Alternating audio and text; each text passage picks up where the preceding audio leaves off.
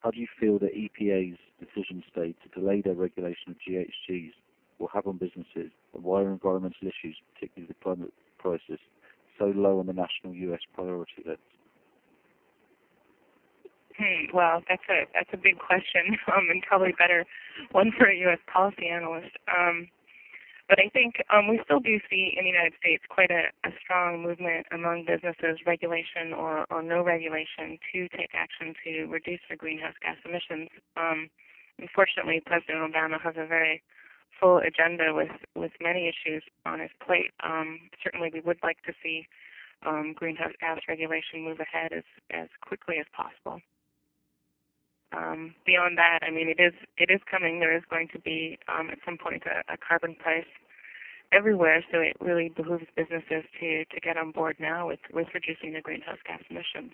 And as Garth has pointed out, there are so many opportunities that are arising in new markets for businesses that take action now and get on the cutting edge of new opportunities.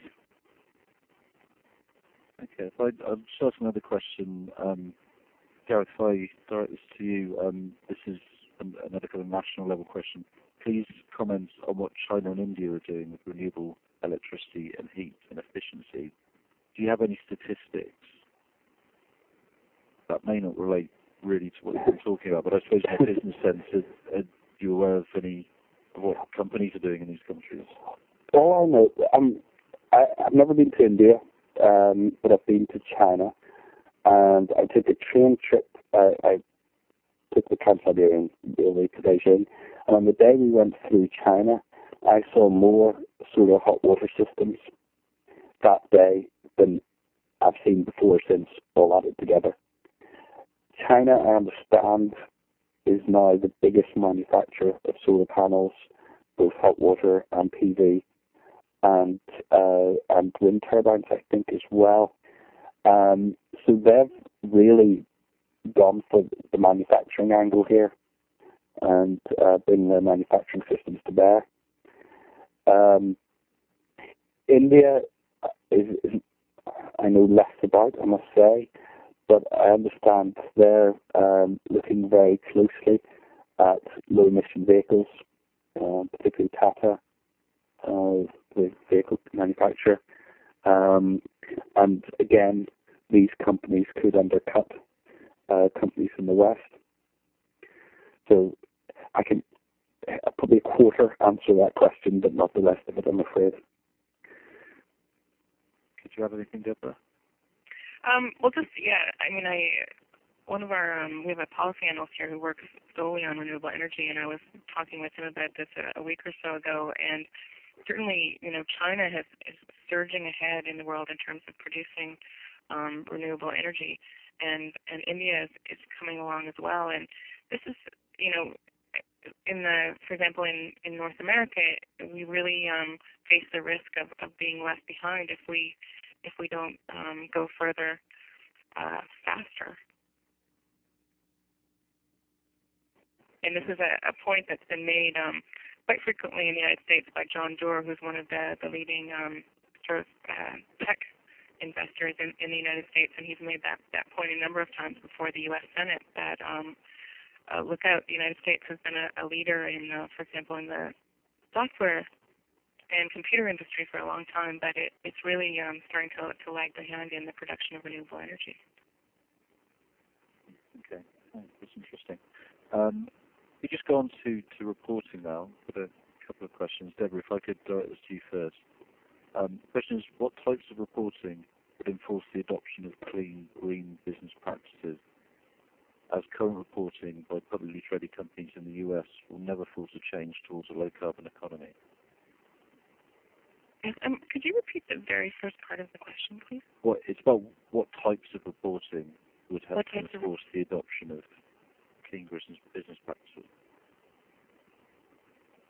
Well, I think you know what we will be seeing here in a year or two is the introduction of cap and trade regulations that will cover, for example, in North America, a good part of Canada, and through the United States, the Western Climate Initiative, which will get a good chunk of the western United States, and also in the east we have RGGI, which is a cap and trade regime in the east. And certainly as a part of those regulations, businesses will, not just the very largest emitters, but starting to get down into some of the more, I guess they're still relatively large businesses, but, more medium large businesses will be required to report on their greenhouse gas emissions. So that will be, a regulated form of emissions reporting. Would you have anything to add, Gareth?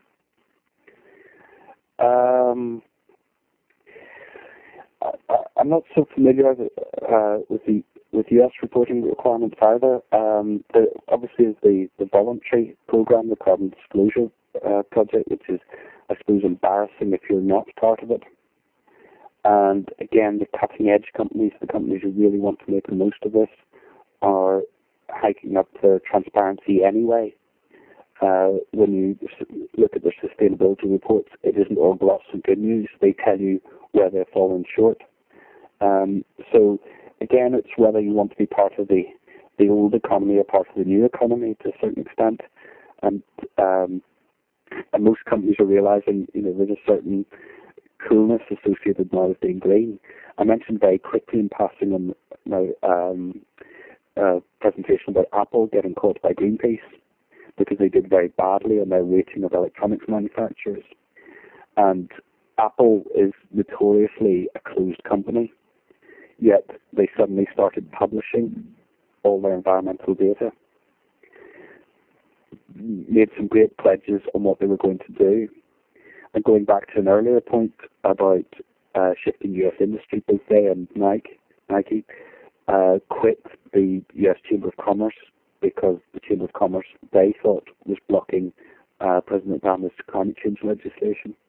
So all these things, you can look at them from the reactive, pushing the laggards point of view, or you can look at the companies who are doing really well in the world, and you find that they are tending to do these things without being required to do so.